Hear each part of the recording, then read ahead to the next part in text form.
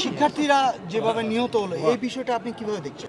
আজকে গুলিতে নিহত হয়ে বাড়ির মধ্যে চলে গিয়ে বাংলাদেশ ব্যাংক হ্যাক করেছে, পিএম অফিস হ্যাক করেছে, সরকার প্রতিষ্ঠানগুলো হ্যাক করছে, যেন ব্যাংকিং সিস্টেম কোলাপস করছে।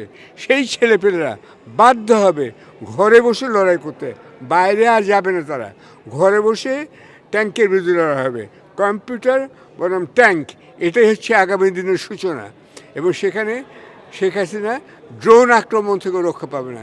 কারণ যারা কম্পিউটার হ্যাক করতে পারে তারা, আমি শেখ হাসিনাকে বলতে চাই, আপনি কোথাও রক্ষা পাবেন না।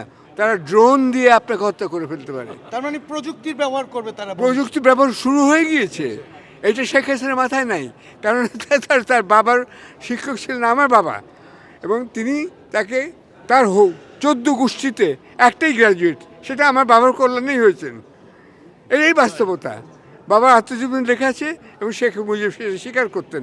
সুতরাং এই প্রযুক্তি বানানটা শেখ মুজিব হাসিনাকে লিখতে বলবেন, সঠিক লিখতে পারে কিনা দেখতে হবে, 1 নম্বর। 2 নম্বর, এই প্রযুক্তির শিকার তিনি হবেন হবেন হবেন, এটা আমি বলে দিচ্ছি। আমার দুটো প্রশ্ন, একটা হলো এবং যারা যারা সৈন্য আছে, ট্যাঙ্কে আছে, তাদেরও বুঝতে হবে ঘরে বসে তাদের ট্যাঙ্কের উপর সে বোমা পড়বে, ড্রোন পড়বে। আজকে অনেকে প্রশ্ন করেছে, শুনেন, নিউ ইয়র্ক থেকে সৌদি আরব প্রায় 6000 মাইল দূরে, সেইখান থেকে লোক গিয়ে টুইন টাওয়ার ভেঙেছে। আর বাংলাদেশ থেকে Downing street, house of parliament খুব দূরে না, 5000 মাইল। আর বাংলাদেশ থেকে, ঢাকা থেকে একটা বাড়ি থেকে গণভবন খুব দূরে নয়। এই বুঝতে হবে, এটা এখন প্রযুক্তির যুগ চলছে। এইটা গণ আন্দোলন শেষ, এখন প্রযুক্তি আন্দোলন হবে। এইটাই ছাত্রদের কাছে আমি আশা করি, যারা মেরিটোরিয়াস ছাত্র তাদের জান দিতে না করছি আমি, ঘরে বসে হত্যা করার আমি বলছি যে সেই প্রযুক্তি আবিষ্কার করো। ওই ভয়েতে আমি হত্যা করতে বলছি না, আমি মৃত্যুদণ্ডের বিরুদ্ধে, মৃত্যুর বিরুদ্ধে আমি। কিন্তু তাদেরকে বলতে হবে আমাদের হাতে মৃত্যুর যন্ত্র আছে। তোমাদের হাতে যেমন আছে ট্যাঙ্কে, আমার হাতে আছে আমার ঘরে বসে, বিছানায় বসে আমি তোমাকে মারতে পারি।